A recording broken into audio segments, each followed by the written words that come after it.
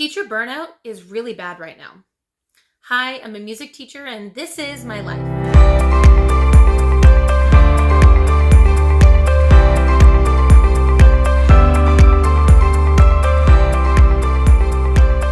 Welcome back to the channel, everyone, and welcome to those of you joining us for the first time today. If you saw the title of this video, you already know that teacher burnout is really bad.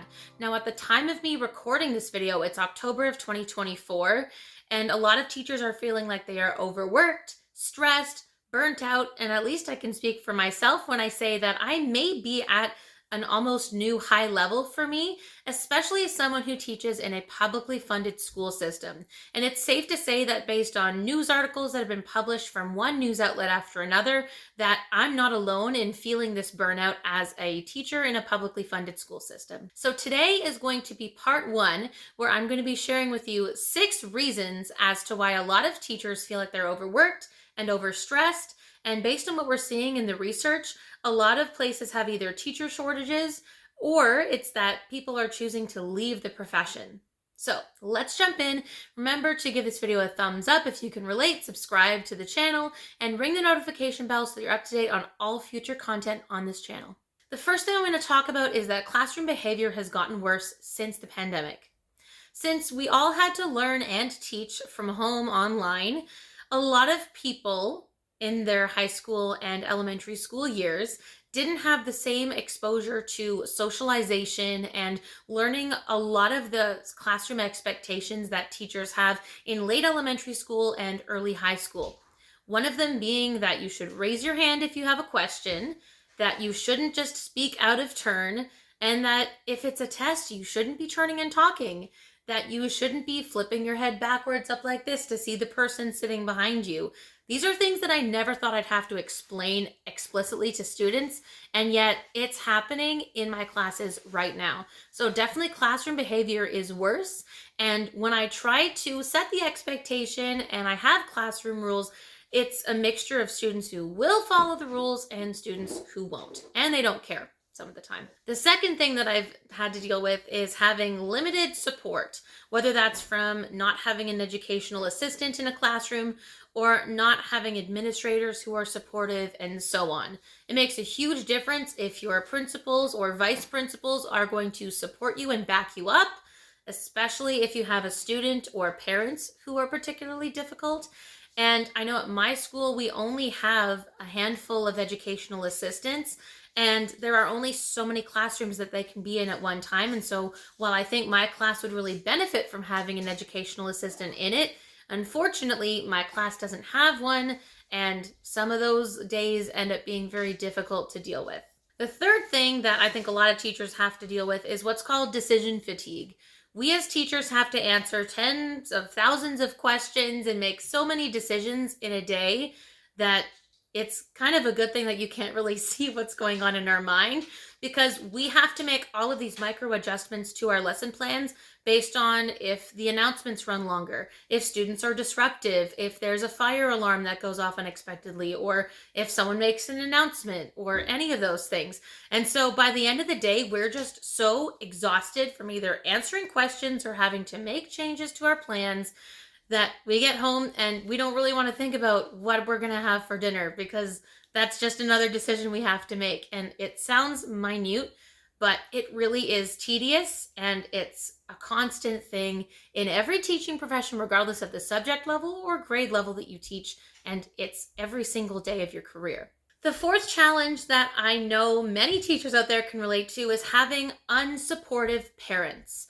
Now, if a student in my class isn't demonstrating effective behavior that is going to be beneficial for the classroom environment, of course it's my job to talk to the student directly.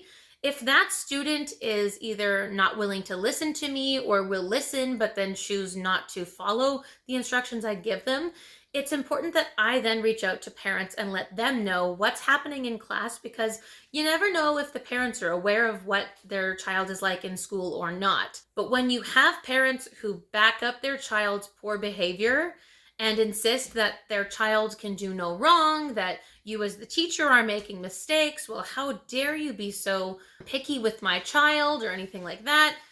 It's really difficult, especially when, if I go back to my other point of having unsupportive admin, there are times where administrators will unfortunately take the side of those difficult parents, which makes it really hard as an educator to use things like professional judgment. And so it gets really confusing because we're told that as teachers, we should be using our professional judgment. And yet, if we have an administrator who sides with a parent who's very difficult to deal with, they're not supportive, then sometimes as a teacher, we feel like we're stuck between a rock and a hard place and there's no winning that situation. The fifth thing on this list is that we as classroom teachers are expected to pay for certain things out of pocket.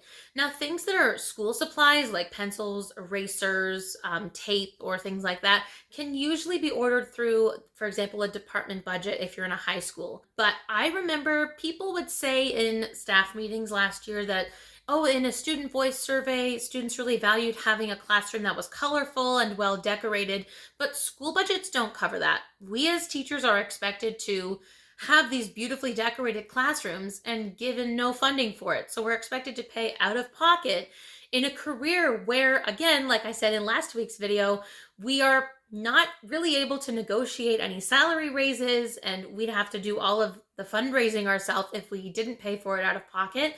And so it's frustrating because we know that a beautifully decorated classroom is wonderful, and yet school budgets don't support that or endorse that. It needs to come from a teacher's pay. And the irony is that as teachers, I mean, we're not in the highest paid profession compared to many out there. And so it's just kind of frustrating to hear things like that because in a lot of other jobs, the company's expected to foot the bill for so many different things. But I mean, relatively inexpensive decorations that could easily be covered in a school budget just can't. And the last thing that I'm going to talk about in this video, number 6, is cell phones in class. It's extremely frustrating when students have cell phones in class because for some of these students, it feels like it's just glued to their hand or their desk and they just can't put it away. Now, I'm not speaking for all students because there are students in my class who will keep their phones in their bag, and then if they need a device to, say, access Google Docs or participate in a game like a Kahoot, where they need a device to play the game, they will then take out their phones or tablets or computers and use them during learning activities, and they'll respect when I say, okay, we don't need phones right now, so it's time to put them away. The challenge is when you get the few students who will never put it away, and then it comes time for them to say, do an assignment or do a test, and they say, well, I don't know, and I don't know.